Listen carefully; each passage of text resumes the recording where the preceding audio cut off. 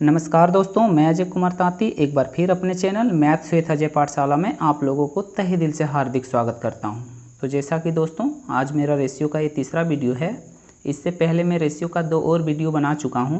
अगर आप लोग अभी तक मेरा उस वीडियो को नहीं देखे हैं तो प्लीज़ इस वीडियो को देखने के बाद मेरा पिछला वीडियो को ज़रूर देखें, क्योंकि मैंने रेशियो का सारा बेसिक कॉन्सेप्ट उस वीडियो में डिस्कस कर चुका हूँ। तो चलिए दोस्तों आज का लेक्चर शुरू करते हैं।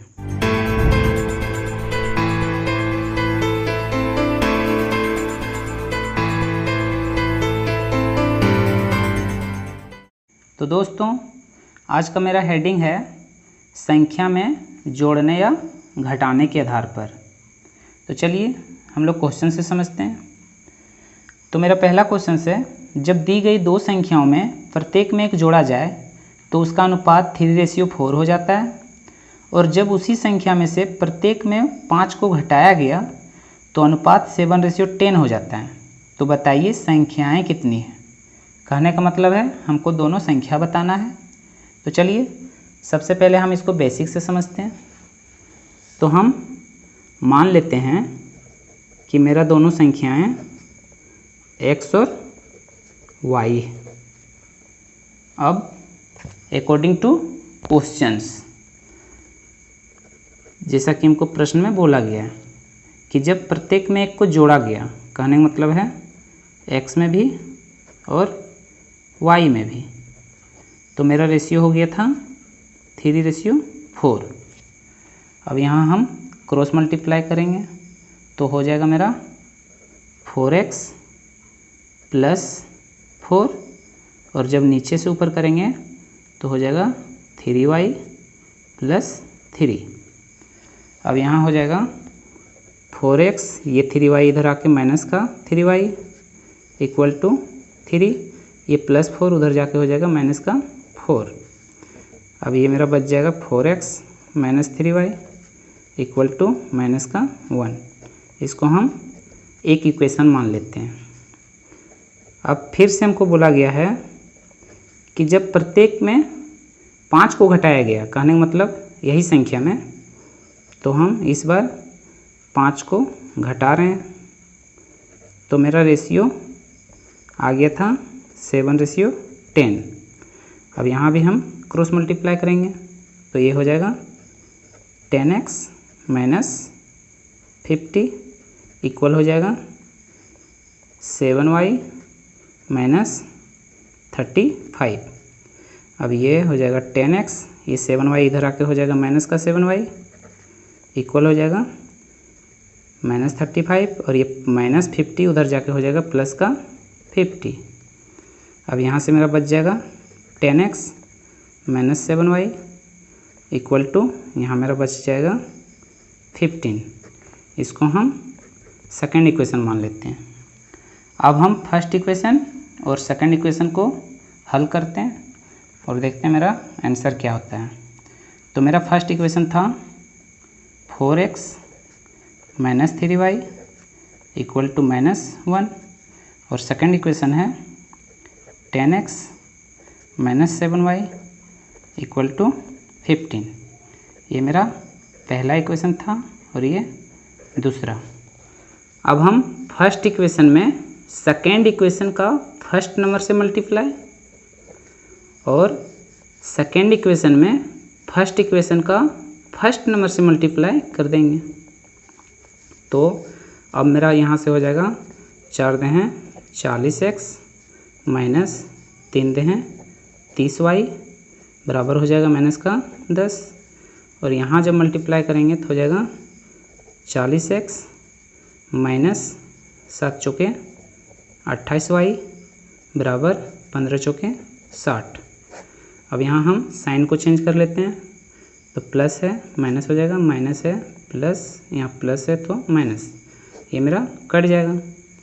अब यहाँ से बचेगा मेरा माइनस का 2y = ये माइनस हो जाएगा 70।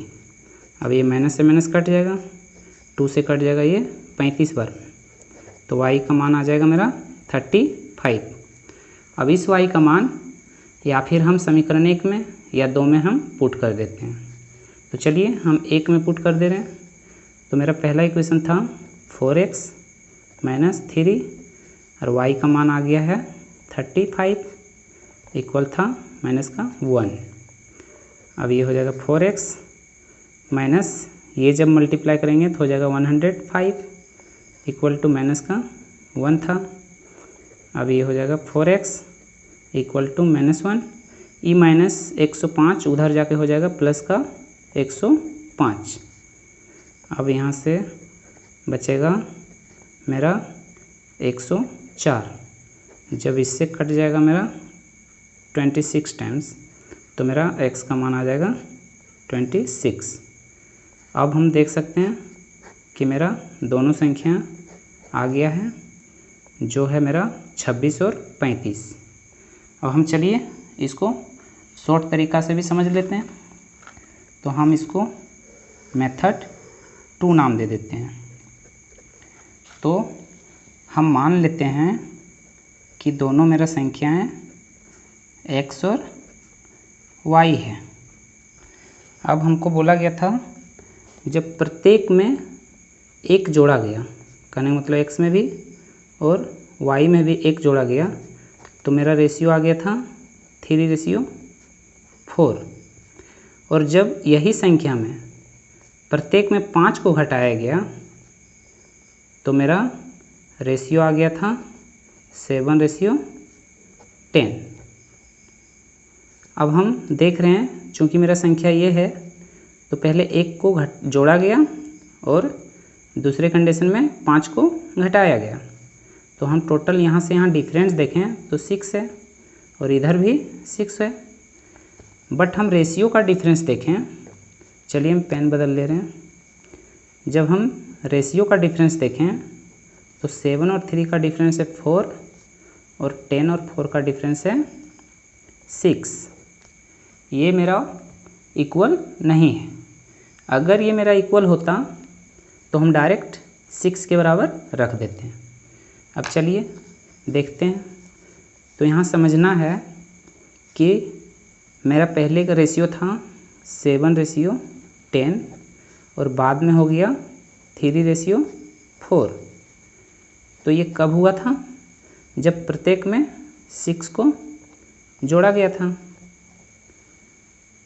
और हम इसको इस तरह भी तो बोल सकते हैं कि ये मेरा रेशियो था पहले 3:4 और बाद में हो गया 7:10। ये कब हुआ था? जब प्रत्येक में 6 को घटा दिया गया था। अब यहाँ ध्यान देना है कि इस दोनों रेशियो का क्रॉस मल्टीप्लाई का डिफरेंस इस दोनों का क्रॉस मल्टीप्लाई का डिफरेंस के बराबर करना है। चलिए हम समझ लेते हैं। 7 चौके 28 माइनस 3 दहें 30, इसको इक्वल कर देना है 4 छक्के 24 और इधर से गुना करेंगे तो हो जाएगा 3 छक्का 18। तो यहाँ से मेरा डिफरेंस हो जाएगा 2 और यहाँ से मेरा डिफरेंस हो जाएगा 6। हमें ध्यान देना है कि हमें डिफरेंस लेना है, ना कि चिन्ह पर ध्यान देना है। तो मेरा 2 है 6 के तो 1 हो जाएगा 3 के। अब हमको फिर से ध्यान देना है कि ये मान मेरा हमेशा फर्स्ट रेशियो के लिए होता है। तो 1 है 3 के तो 7 हो जाएगा 21 और 10 हो जाएगा 30।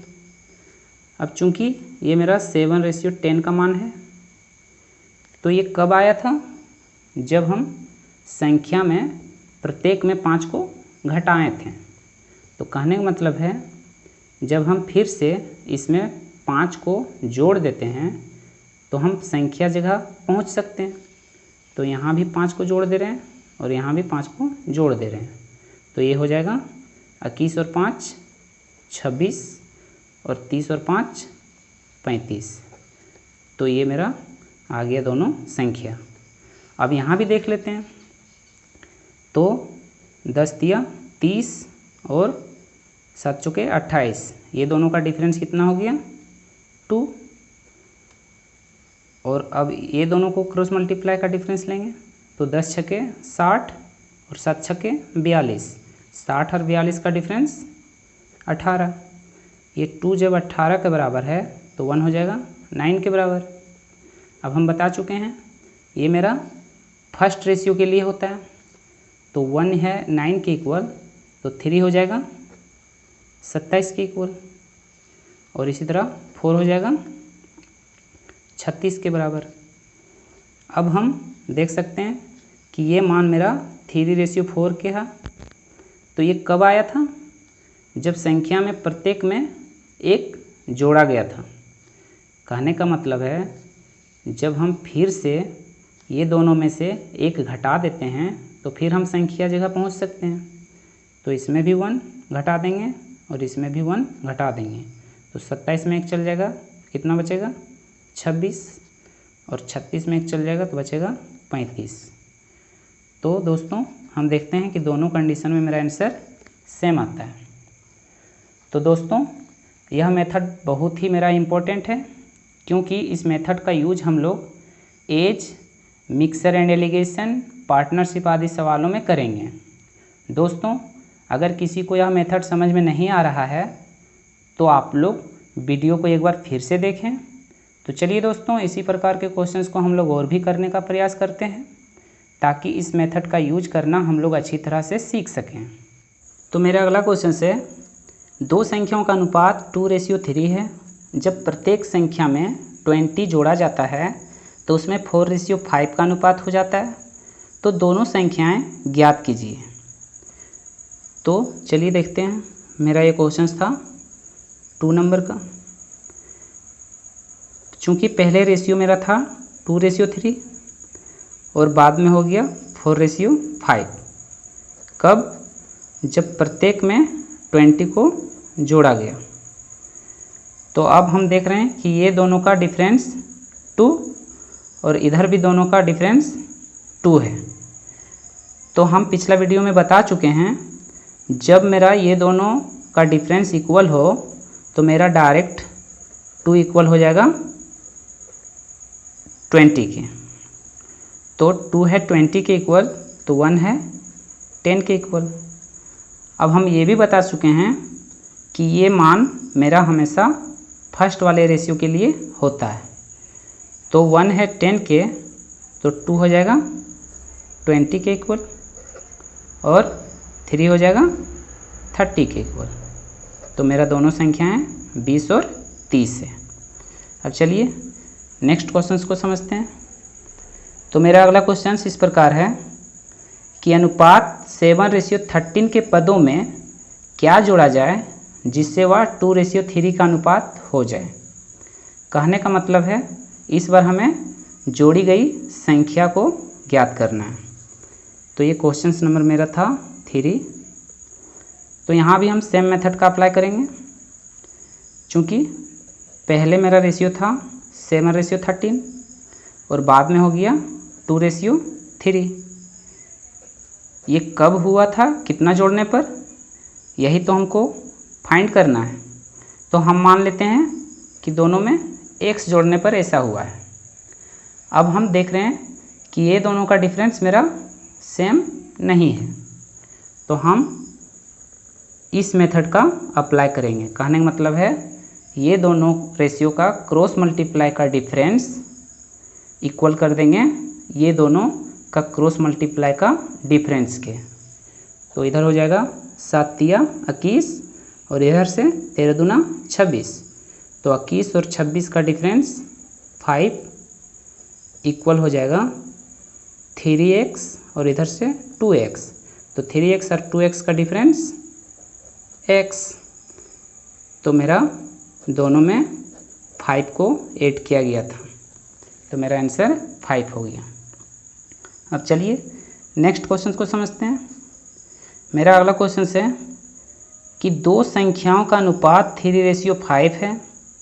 यदि पहली संख्या में 20 को जोड़ा जाता है तथा दूसरी संख्या में 25 को घटाया जाता है तो यह अनुपात 2:3 हो जाता है। तो बड़ी संख्या क्या है? इस बार हमें बड़ी संख्या ज्ञात करना है, लेकिन इस बार हमें यह भी ध्यान रखना है कि एक संख्या में जोड़ी गई है और दूसरी संख्या में घटाई गई है। तो चलिए देखते हैं कि इस प्रकार के क्वेश्चंस को कैसे हल करते हैं। तो ये क्वेश्चन नंबर मेरा 4 था। चूँकि पहले का रेशियो था 3:5 और बाद का रेशियो हो गया है 2:3। ये कब हुआ है? जब फर्स्ट संख्या में 20 को जोड़ा गया और सेकंड संख्या में 25 को घटाया गया। अब हम देख रहे हैं कि ये दोनों का डिफरेंस इक्वल नहीं है, तो हम फिर से यही मेथड का अप्लाई करेंगे। ध्यान रखिएगा, यह मेथड मेरा सभी क्वेश्चंस में लग जाता है और जब इक्वल हो तो हम डायरेक्ट उसी के बराबर रख देते हैं। तो ये इधर से हो जाएगा 9 और इधर से 5 दूना 10। 9 और 10 का डिफरेंस 1 और यहाँ देख रहे हैं इधर से हो रहा है 60 और इधर से 50। तो 60 और 50 का डिफरेंस हमें इस बार नहीं लेना है, क्योंकि एक संख्या मेरा प्लस में है और दूसरी संख्या माइनस में। जब मेरा दोनों प्लस या माइनस में हो तो हम इस दोनों क्रॉस मल्टीप्लाई का डिफरेंस लेंगे, नहीं तो हम ये दोनों का ऐड लेंगे। कहने का मतलब है सम। तो हम देख रहे हैं कि दोनों के पास चिन्ह मेरा अलग अलग है, तो हम दोनों का इस बार योग लेंगे, ना कि डिफरेंस।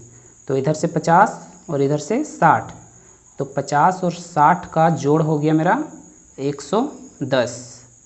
अब हमसे बड़ी संख्या पूछ रहा है, तो हम बता चुके हैं ये मान मेरा फर्स्ट रेशियो के लिए होता है।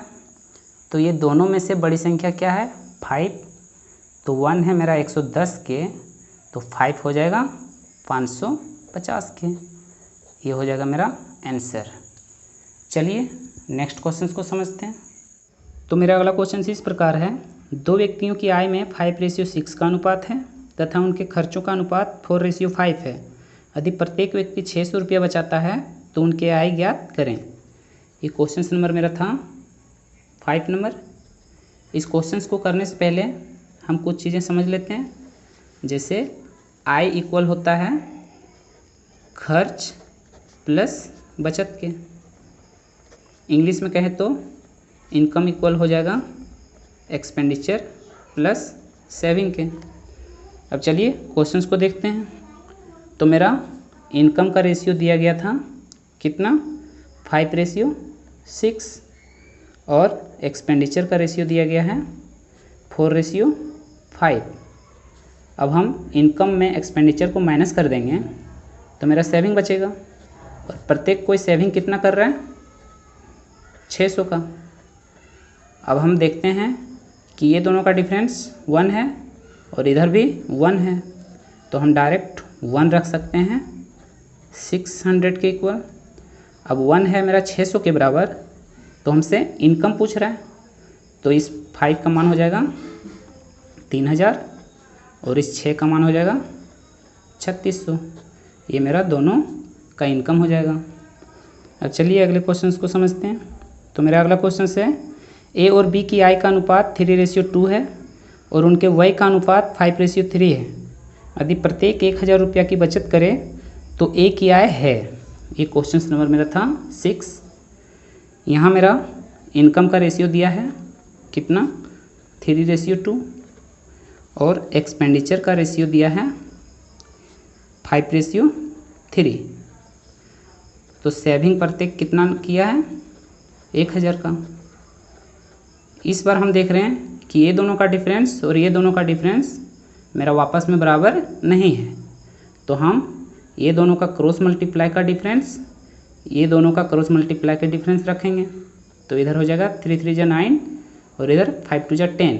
तो 9 और 10 का डिफरेंस 1 और यहाँ हो जाएगा इधर से 3000 और इधर से 5000। तो 3000 और 5000 का डिफरेंस 2000। अब हमसे ए की आय पूछ रहा है, तो ए की आय कितना है? 3। चूँकि ये मेरा फर्स्ट में है और ए भी मेरा फर्स्ट में था, तो इस 3 का मान हो जाएगा कितना? 3 दूना 6000। अब चलिए अगले क्वेश्चन को समझते हैं। मेरा अगला क्वेश्चन है कि 3 कक्षाओं के विद्यार्थियों की संख्या का अनुपात 2:3:5 है। यदि प्रत्येक कक्षा में 40 विद्यार्थी बढ़ा दिया जाए तो यह अनुपात 4:5:7 हो जाता है। तो प्रारंभ में कुल विद्यार्थियों की संख्या क्या थी? इस बार हमको 3 रेशियो दिया गया है। तो चलिए देखते हैं इस प्रकार के क्वेश्चंस कैसे हल करते हैं। ये क्वेश्चन नंबर मेरा था 7। विद्यार्थियों की संख्या का अनुपात हमको दिया गया था 2, 3 और 5, और जब प्रत्येक कक्षा में 40 विद्यार्थी बढ़ा दिया गया तो यह रेशियो कितना हो जाता है? 4:5:7। कब? जब प्रत्येक में 40 विद्यार्थी बढ़ा दिया गया। अब हम यहाँ देखते हैं कि ये दोनों का डिफरेंस 2, ये दोनों का भी डिफरेंस 2, और यहाँ का भी दोनों डिफरेंस कितना है? 2। अब क्वेश्चंस के अनुसार कितना बढ़ाया गया है? 2, बट मेरे अकॉर्डिंग कितना दिया गया है? 4।